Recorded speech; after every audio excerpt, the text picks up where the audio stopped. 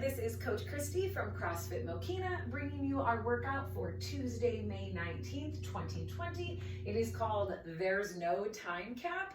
Correct. This is a long workout today. You take your time, rest when you need to, try to get the entire workout done. There is no time cap today. Don't forget, everyone, you only have until Thursday to fill out that survey for the May Team Marathon. Our workout today has two components and then a bonus third component. We're going to go right from our warm-up into our workout, and then there is an optional post-WOD. So let's start with the warm-up. We are going to do 20 jumping jacks, followed by 20 high knees, and then 20 butt kickers. After that, I want you to set yourself a 3-minute clock, and I want you to stretch your entire body. I will give you some good examples of what you should stretch today. And then we are going to do 8 of every WOD move. There are 8 movements in our workout today, and we are going to do 8 of each. So before I go over the post-WOD, let's talk about our workout. Again, it is called There's No Time Cap. We are going to open doing 5 rounds of 10 goblet squats and 10 burpees. So squats into burpees, squats into burpees, squats into burpees. We are going to do 5 rounds of that blue mini workout and then give yourself a 1-minute break. After that, we are going to do 5 rounds of 20 goblet lunges and 10 kettlebell or dumbbell swings. 5 rounds of the green workout followed by a 1-minute break. Then we will do 5 rounds of 20 Goblet Step Ups and a 30-second plank. This one is going to take the longest. Goblet Step Ups are slow. That's okay. Take your time. And obviously a 30-second plank, you can't speed up. It takes a full 30 seconds. After 5 rounds, we will take another minute break, and then we will finish with 5 rounds of 10 push-ups and 10 kettlebell or dumbbell sumo deadlift high pulls. If you aren't completely exhausted, the post-workout, and you do get a star next to your name if you complete the post-workout, the post-WOD is a 400-meter run. That is a quarter mile. The catch with this, every minute you need to stop wherever you are and do 10 air squats. And yes, you are reading that correctly. The workout starts with 10 air squats. So you start your clock, 3, 2, 1, go. Do 10 air squats and then start your run. So yes, those first 10 air squats do cut into part of your first minute. So let's start with our warm-up. We are going to begin with 20 jumping jacks. If you are unable to do jumping jacks due to the impact, absolutely just step and tap side to side. Then we're going to do 20 high knees. That's basically just an exaggerated run. 1, 2, 3, 4, 5, 6, 7, 8. Bringing those knees nice and high. And then butt kickers are just the opposite. Rather than bringing the knees high, we're going to point the knees down to the floor and bring our heels up towards our glutes. 1, 2, 3, 4, 5, 6, 7, 8. Going for 20 butt kickers. Then we are going to go into 8 of each WOD movement. As I mentioned, there are 8 movements in our workout. That first movement is going to be a goblet squat. You can hold your kettlebell or dumbbell in the front rack position. My feet are going to be underneath my shoulders. I'm going to push back to get my weight in my heels, fight to get down below parallel, and then full hip extension at the top. It's called a goblet squat simply because we're holding the kettlebell or dumbbell at our chest. Then we're going to do burpees. So again, it's 8 of every move. For those burpees, chest and thighs to the floor. And then I'm going to clap when I get overhead. You can absolutely step down and step back up, but still let's jump and clap when we get overhead. That's the first 2 movements of the first mini workout. Then we have goblet lunges and kettlebell swings. Again, goblet means we're holding the kettlebell or dumbbell in the front rack position. For those lunges, we want to make sure our knee is over our ankle and our back leg lightly touches the floor. This would be 1 and 2.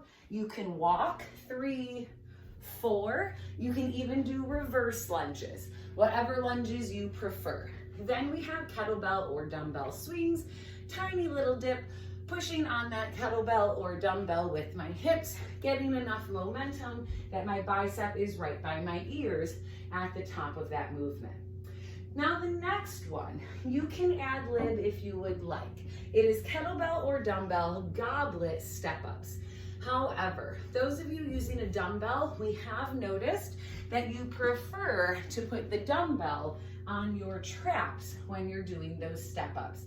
That is totally up to you. Basically, we just want you holding a kettlebell or dumbbell as you are doing your weighted step ups.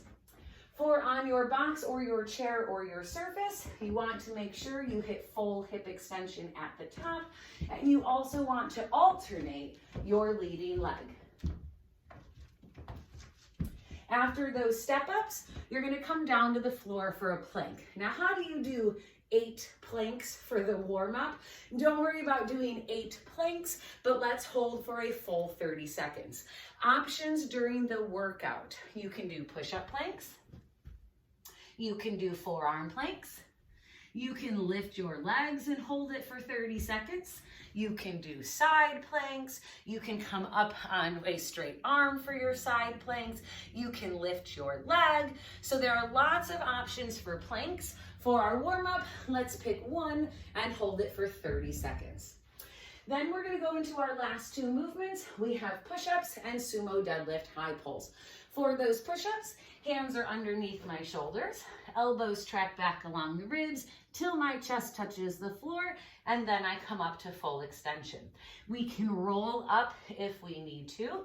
We can roll down and roll up if that is the level we are at. For those sumo deadlift high pulls, you are going to straddle your kettlebell or dumbbell. Weight is going to be in my heels, back is going to be flat. So S is for sumo, feet are wide. The D is for that deadlift, and HP is high pull.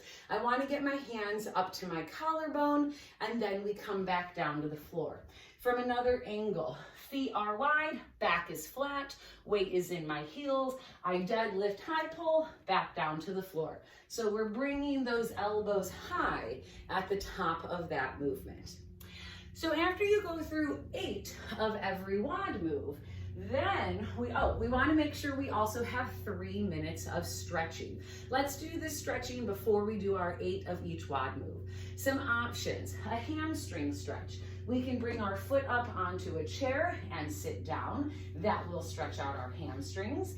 If we want to stretch out the top of the legs, the quads, hold on to something for balance, kick your leg back, kind of like we're doing a hold of that butt kicker. Bring your foot to your heels, and to stretch out the inner thighs, you could do a Babymaker stretch. Feet on top of our shoes, pushing out with our elbows on our knees. For our upper body, we could do some arm circles, we could do the Michael Phelps, we could get some shoulder rolls going, even a wall shoulder opener like we did yesterday in the workout. So lots of options for stretching. We might want to stretch out our calves and our Achilles, roll out our wrists, roll out our ankles. So after we go through our warm-up, again, the workout, it is 5 rounds of each mini workout. Each mini workout has 2 minutes. Once you complete your 5 rounds, you have earned yourself a 1-minute break before you go into the next round. So let's really quick chat about the post-WOD before you go. Again, it is a 400-meter run, but grab your watch. On your mark, get set, go. You start with 10 air squats. Then start your run. Keep an eye on your watch. Once you hit 1 minute, stop wherever you are. 10 more air squats.